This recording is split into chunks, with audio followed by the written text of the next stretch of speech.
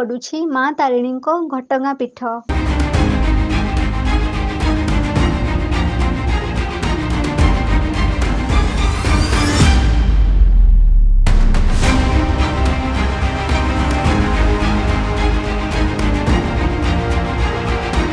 ମହାସମାରୋହରେ ପାଳିତ ହେଉଛି ମା ତାରିଣୀଙ୍କ ଐତିହାସିକ ଚୈତି ପର୍ବ।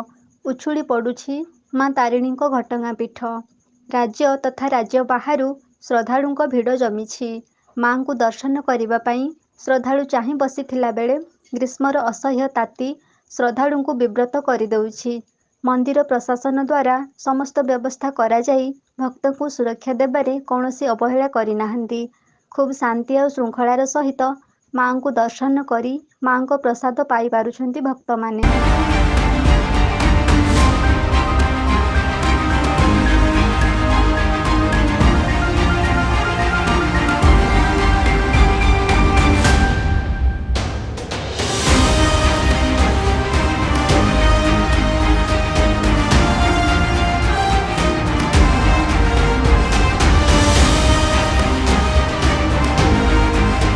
ମନ୍ଦିରର ରୀତିନୀତି ନିୟମ ଅନୁସାରେ ମାଙ୍କ ପୂଜାକୁ ସୁଚାରୁ ରୂପେ ଦେହୁରୀଙ୍କ ଦ୍ୱାରା ଚାଲୁଥିବା ବେଳେ ଦର୍ଶକମାନେ ମଧ୍ୟ ଦେହୁରୀଙ୍କ ନିର୍ଦ୍ଦେଶକୁ ଅକ୍ଷରେ ଅକ୍ଷରେ ପାଳନ କରୁଛନ୍ତି।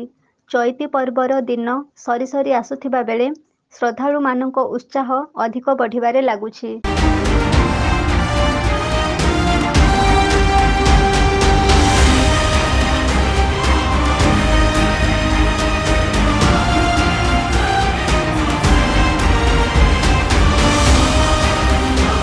ଆଜି ଏହି ଘଟଗାଁ ପୀଠରେ ସାଂସ୍କୃତିକ କାର୍ଯ୍ୟକ୍ରମ ଏକ ଭିନ୍ନ ଧରଣର ଦେଖିବାକୁ ମିଳିଥିଲା। ଲୁପ୍ତ କଳା କାଠି କଣ୍ଢେଇ ନୃତ୍ୟ ଆଜି ଦର୍ଶକମାନଙ୍କୁ ଭିନ୍ନ ଏକ ମନୋରଞ୍ଜନ ଦେଇପାରିଛି।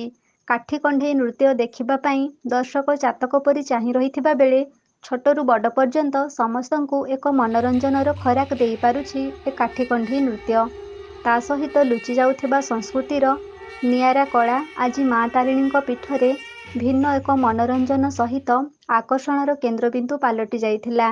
ନୃତ୍ୟ ଗୀତର ଆସର ମଧ୍ୟରେ ପାଳିତ ହେଉଥିବା ମା ତାରିଣୀଙ୍କ ଚୈତି ପର୍ବ ଖୁବ୍ ଉତ୍ସାହ ଓ ଉଦ୍ଦୀପନା ମଧ୍ୟରେ ପାଳନ ହେଉଛି।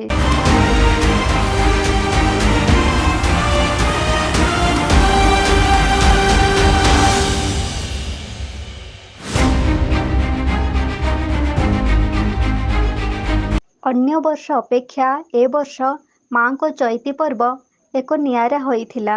କଳା ସଂସ୍କୃତିର ଝଲକ ଦର୍ଶକମାନଙ୍କୁ ମନୋରଞ୍ଜନ ଦେଉଥିବା ବେଳେ ମାଙ୍କ ପୂଜାବିଧିର ସୁବ୍ୟବସ୍ଥା ଶ୍ରଦ୍ଧାଳୁମାନଙ୍କୁ ପୂର୍ଣ୍ଣ ସହାୟତା ମିଳିଥିଲା।